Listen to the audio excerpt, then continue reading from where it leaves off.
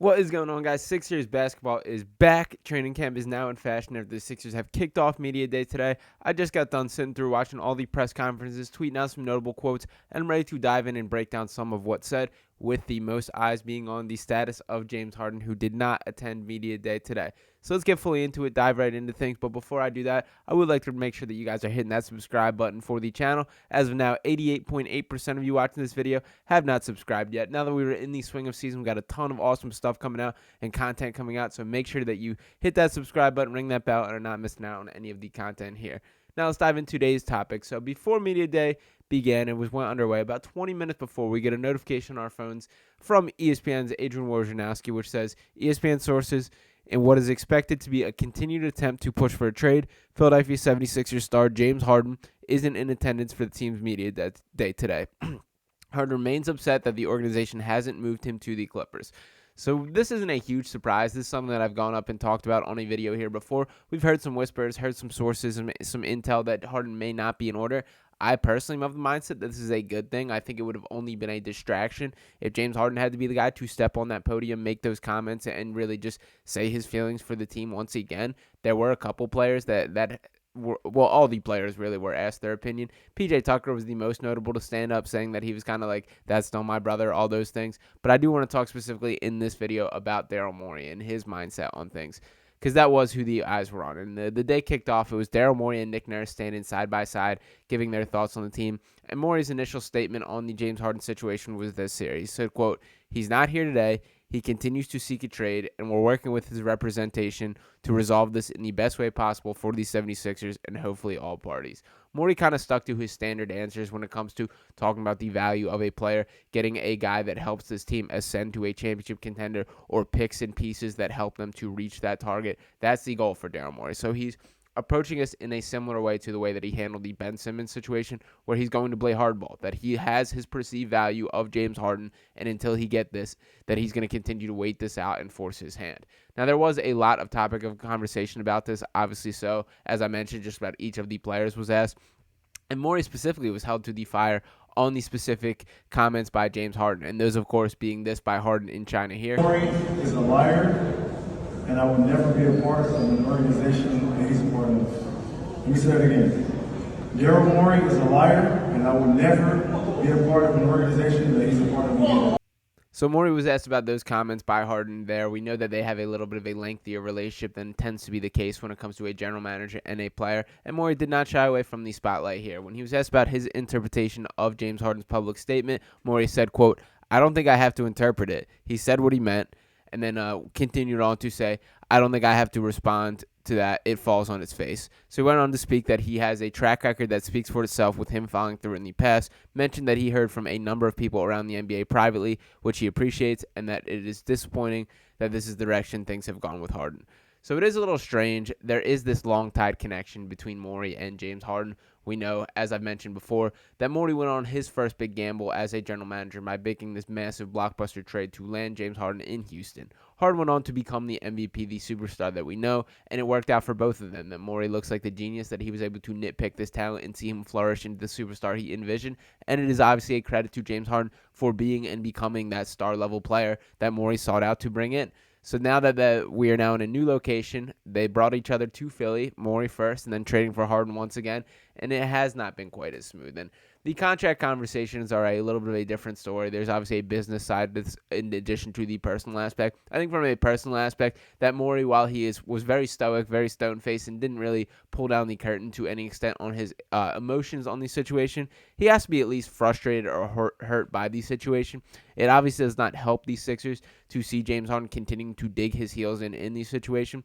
I am more optimistic about a James Harden trade occurring, especially following the Jrue Holiday and Damian Lillard trades. It's frustrating to see these other teams in the Eastern Conference, like the Milwaukee Bucks and the Boston Celtics, making these win-now moves to bring in this high-level talent, where the Sixers just kind of, sleptwalk through the entire offseason and brought in guys like Mo Bamba, like Pat Beverly, like Kelly Oubre, guys who are notable additions, but not guys that change your margin for winning a championship in the same way.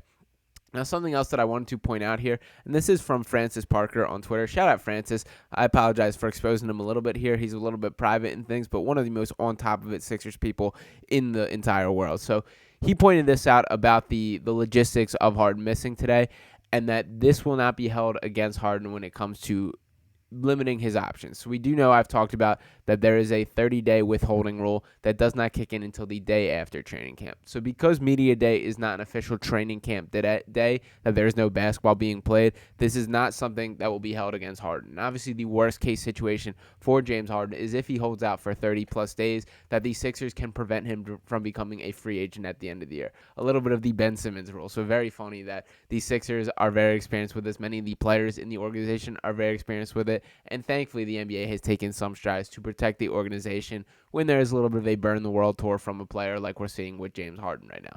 Now, the reality is, as much as there are these good fronts, I'm happy to see Daryl Morey standing by it. The bottom line is, at some point, James Harden has to come to the organization. That training camp now starts tomorrow. The team is going to be off to Colorado tonight, and basketball is going to begin at that point. So that's when the real question comes in for what happens for James Harden. So as much as it's no surprise that he missed media day, as much as this is not a big deal, tomorrow is when we're going to actually start to be reading into the signs, getting the reports of how he actually is.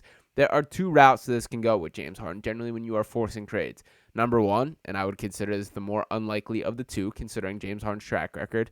Number one would be James Harden comes in, he plays his hardest, he plays good basketball, he does his job at a high level, and he eventually grows his trade market to where he can find a location that he belongs in, or he fulfills his contract and becomes a free agent at the end of the year. That would be option A. Option B would be James Harden comes in, causing a stir, kicking balls up, being disruptive, showing up out of shape, not caring at practice, and that has been the tactic that James Harden has been known to go with over his past two options, or past two opportunities of forcing himself out of the team. Both those opportunities, by the way, he was successful in. So I do kind of expect there to be a bad version of James Harden, that he is going to come in and cause a stir. The other side of that is I do think that there's a little bit of more of a respect between James Harden and a lot of the guys on this team. All of them kind of recognize that, between Tyrese Maxey speaking on what a brother he is, how close they've grown during his time here. Joel Embiid saying that he understands the business thing, that he wants to win a championship. That's his focus. I'm going to have another video coming out more specifically on Joel's comments on the matter, because I do think they are important. PJ Tucker sticking up for him, Danny Green, Patrick Beverly, all these guys kind of mentioned. It's clear that there is not a hostility between James Harden and his teammates. It's between James Harden and Daryl Morey. Now, how that actually solves itself and what the resolution is still very unclear, because Daryl Morey isn't going anywhere. He's going to be the general manager for at least this year. James Harden has to come to some resolution and figure out what he wants. But I do think that's noteworthy and changes the outlook a little bit. If you kind of compare this to when he forced himself out of Houston, Harden was done, that he wanted no part of anyone. That was a losing franchise at this point. They missed the window to contend, that he wanted out. He didn't really care who he hurt in the process. Same thing in Brooklyn, that while Kevin Durant and Kyrie Irving were a piece of the organization, Harden was fed up by the lack of availability of Kyrie Irving and all the other circus show circumstances that were going on in Brooklyn, that he wasn't as careful about hurting feelings. He made his feelings known, he made his desires known, and it ultimately shipped him to Philly. I understand it's his desire to get traded from the Sixers, but he's at a different spot in his career that he has to make sure. The end goal ultimately for James Harden is to sign another big contract. So by causing a stir, causing a fuss, being disruptive is not the best way to set yourself up for that. So there is a part of me, and all this depends on how he's internally feeling, who is communicating with him, and I guess how much logic is being instilled into his brain. Is the best route to a great contract for James Harden is to show up, take care of business, play at the high level, be the elite basketball player that he's capable of being, and do that, and regardless of what uniform you're on. That is going to help accelerate his trade market. That is going to help him get the contract he desires. But is he too stubborn and too hurt by Daryl Morey that he just wants to burn the world down? That's what we're going to find out over these coming days and coming weeks. I don't think this James Harden and Sixers situation is resolved soon. It's very clear that Daryl Morey has the same hardball approach in mind that he used with Ben Simmons and was effective eventually with Ben Simmons that he has with James Harden. These are different circumstances. I see a different outlook. There's not as much room for a team to talk themselves into James Harden as it was with Ben Simmons at that time. But maybe Morey is just going to sit back and wait for a disgruntled star to show face and try and hop in on that mix. For now, we wait. But I do think these coming days with James Harden will dictate a lot of the direction for both him and the Sixers. We will wait and see what the reports say from then. I will be with you guys for every step of the way. Thank you guys for tuning in this video. And once again, don't forget to hit that subscribe button, ring that bell to make sure you're getting all the updates here on Sixers Digest. And I will talk to you next time. Peace.